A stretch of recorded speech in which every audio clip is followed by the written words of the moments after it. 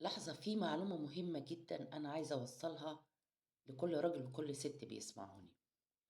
أنتم دلوقتي واخدين موضوع الجواز موضوع تجارة، صح كده؟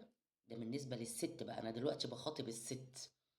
في ظاهرة منتشرة كتير أوي من فترة، إن واحد يعرض على واحدة الجواز عُرفي، مثلًا عشان متجوّز، بتوافقوا مقابل مبلغ معيّن، بيكتبوا ورقتين هُم الاتنين كده مع بعض، ولا في شهود ولا في يحزنون، وممكن هُم يكتبوا أي حاجة في الورقة وخلاص.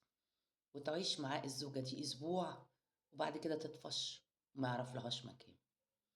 أنتم عايزين تقنعوا نفسكم إن ده جواز؟ ده مش جواز. الجواز معروف لازم يبقى إشهار وإعلان. أساس الجواز الحلال يا جماعة مش الورق، الورق ده